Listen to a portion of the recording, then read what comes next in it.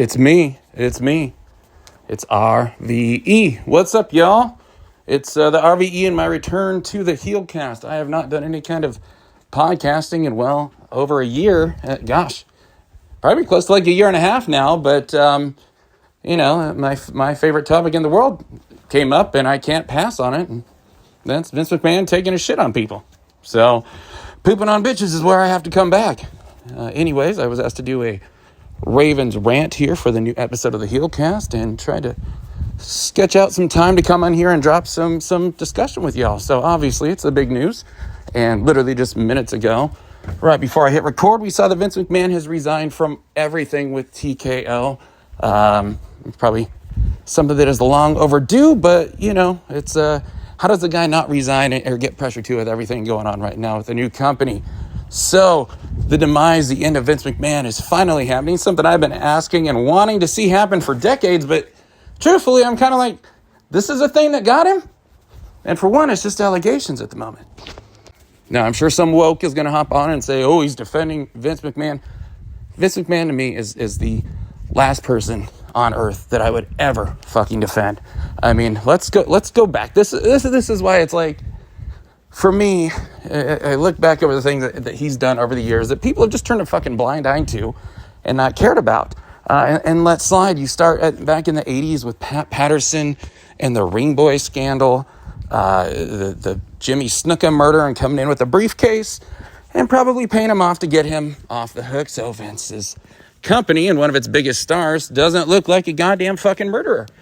Of course, the steroid trial, and back in these days, this is what kind of bothers me is basically the guys getting the push in the 80s, my favorite era of wrestling, to be honest with you, were obviously juiced up on the steroids, right? I mean, the guys getting the biggest pushes were muscular and larger life. Vince has always kind of had an infatuation, maybe a sick infatuation with the bodybuilders. But it was, you had to be taking the steroids to get the push, but then those guys, if they got injured, if it was not a legitimate fucking injury to where they couldn't walk, whatever, if they tried to take time off to heal, that would dethrone their push, meaning they can't really feed their families because Vince is just such a goddamn great person, right? Now keep in mind, for God knows how many years, with all the travel on the road, the things he's putting these people's bodies through, the wrestlers, the workers. Oh, also, let me backtrack and rewind that there's also a rape allegation from one of the former female, or sexual assault, one of the former female employees there with the WWE that was a referee at the time that, she claims that Vince made her go down on him. And then she never worked it there again. So there's that allegation as well, I forgot. So I'm sure there might be some that pop up around the way. But as I was saying here, back in those days, the road travel, the physical toll on the body, basically these guys had to take steroids to get their body and muscles to recover faster. And on top of it, you're driving from town to town. How are you going to stay awake? Well, that's where the cocaine comes in, right? That's where the booze, the partying, killing your pain, painkillers, booze. Need to fucking fall asleep. Here come the somas. So many deaths from the pro wrestlers of the golden era, per se, the 80s, the 90s, have died so early and young in their lives. And it's like, the blood is on one man's hands who, they'll say, oh, he didn't force him to live that lifestyle. Yeah, he didn't, but technically, that's how they feed their family. And the schedule and demands that he put on them, or else there were consequences, that lies on him. So I've always felt the blood has always been on his hands. Now, of course, we can go to the Chris Benoit scandal. Then that happened. And what would happen there is people started to come out, people that used to be wrestlers, people in the business that used to come out and go to these news stations to describe what is happening with the CTE, how the lifestyle is, and what these people go through, to say, look, it's no wonder this shit is happening because look what we're putting our bodies through. Vince wasn't letting that happen. So basically anyone that used to work there, whether it was Mark Merrow, whether it was Deborah McMichael or Austin or whatever her name is at this point, Miss Puppies, and others. Basically, they were blackmailed from the industry to where, hey, shut you down. You will never have any kind of work. And they still haven't. Basically, he blacklisted these people, and they have not had any kind of fucking mention in the business since then. And then, of course, while this is going on, he runs a great campaign to get his very intelligent fan base, ones who he is fucking obviously mocked out loud before to quote unquote stand up for WWE and fucking bombard these news stations and companies with people attacking them. Lovely, right? Such a great human being. And then, of course, there's the Ashley Massaro story. She ends up committing suicide, but there's stories that came out that she had let them know that during the tribute to the troops, she was raped. And instead of doing anything about it, they wanted to make sure it was swept under the rug. And then, of course, the more minor things. Vince trying to monopolize the business after WCW and ECW closed down. ROH was never a threat, but you could see TNA at one point may possibly have gotten to those levels. And what they had done was basically tell these companies, hey, if you're booking TNA, we're not coming back to you, or these events, venues, etc. And, there it was. And I possibly kind of still, I would not be surprised if Vince was hiring people or paying them to go get hired at TNA from within to bring the company down from the inside. There's no proof of that, but it wouldn't surprise me. Now, none of that shit got the guy canceled or in trouble. You would think some of that shit has to come around. But now, apparently, because of this, allegations only. The rest of the shit is pretty much true. Proven true. But now these allegations come out, and now is when the problems happen. Now, now these goons are just now realizing Vince McMahon's a heinous, awful, evil human being? Like, pay attention, open your eyes. Granted, I'm glad it's happening. It's needed to happen for a long time, in other words. So, let's digest, keyword being digest, as we hop into these fucking allegations real quick. So now the lawsuit is out. I believe her name was Janelle Green. I'm kind of going on the fly here on my phone. I think it was Janelle Green or something like that is her name. So I don't have it off the top of my head. I'm not going to search it because, I got to try and get this done real quick. I am actually in a hurry. But Vince is screwing his paralegal, who at the time of severance had paid off to get out of there and sign an NDA to hush up so none of this ever comes to light. However, from what I understand, he couldn't keep paying. So now the stuff has came to light and a lawsuit has been filed against Vince alleging sexual assault, human trafficking, which the human trafficking, I assume, is just letting his friends and boys come along and have sex with her in these orgies, gangbangs, double teams, tag teams, all sorts of stuff and weird shit that you wouldn't expect from the guy. But also the other thing you wouldn't expect from the guy, too, is that he texts like an illiterate 14-year-old fucking idiot. So all sorts of stuff has came out that orgies were being had with she was obviously the things here. She was having sex with Vince McMahon and she was having sex with Johnny Ace, John Laurinaitis. The girl's got great taste. She goes into a consensual relationship, having sex with both of these guys on the reg, apparently. And a lot of it. Vince apparently had passed around her nude photos to a bunch of guys in the gorilla position one day. And they were all enjoying it and talking about how much they loved her and all the things that they wanted to do to her and how Vince was going to have them come in and basically run a train and do all sorts of sexual acts on her that she loved. I'm not going to get into too much specifics of some of these details and things that were said, but yeah, it's out there. He just, and the worst of all is that she alleges that while she was in a threesome with Vince McMahon and Johnny Ace, that Vince McMahon shit on the woman's head.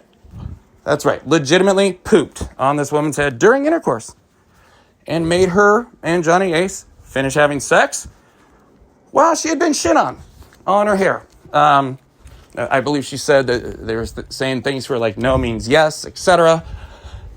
Who the fuck is into this? My God, the sexual fetishes and everything here of this man are absolutely, it's tough to make this stuff up because it is so goddamn insane. And then they're alleging, who the allegations, it seems that it's be Brock Lesnar, that Vince had shown things to Brock, and Brock was infatuated with this girl. Now, keep in mind, this girl is about a 5, whereas Brock Lesnar's been married to Sable for decades now. So apparently Brock wanted to set up a time with her to come and have sex. However, a snowstorm prevented it.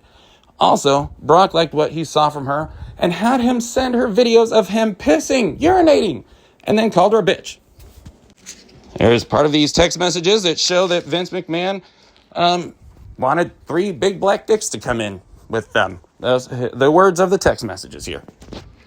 Ironically, Vince has basically had favoritism and shown he was damn near a member of the Klan for so many years, and holding back black people to all of a sudden being invited to the fucking cookouts. It's just crazy. However, allegations are just that. Right now, nothing is proven guilty. Nothing is proven true. And truthfully, it's easy to doctor and make it look like someone else sent a text message. It could have been Vince McMahon. It could have been someone else named Vince. It could have been, hell, anyone just putting themselves under that disguise as Vince. The problem I have is a lot of this actually seemed consensual. There's text messages where it sounds like Vince is actually telling her what she wanted to hear. There's times where it seems like Vince is telling her things that she wants to hear. There's obvious text message response from her that seems like she's fine with it. It sounds like she's not very happy to hear that, well, her nude photos or videos were shared with a bunch of people throughout the gorilla position. But that's it. She doesn't seem to be too furious about it. The fact of the matter is she engaged in and joined a consensual sexual relationship with Vince McMahon and John Laurinaitis at times. Now, that doesn't mean that there was no rape or sexual assault involved, because that can absolutely happen. Where there is smoke, there is usually some fire. And the problem, though, is that a lot of the times, well, the whole believe every woman movement turned out to not be something that we should be doing because, well, people lie sometimes. The Amber Heard Johnny Depp case is one that comes to mind, a very public one. A lot of these things have happened where women have lied about being raped and almost ruin a man's life. Now, I'm not saying that it happens frequently or that it is the cause. These things that were being done against this woman's will are terrible, and he should be fucking punished. But right now, we do not know exactly what is true and what is not, and that's the thing. It is guilty before proven innocent here, instead of innocent until proven guilty. That's the problem.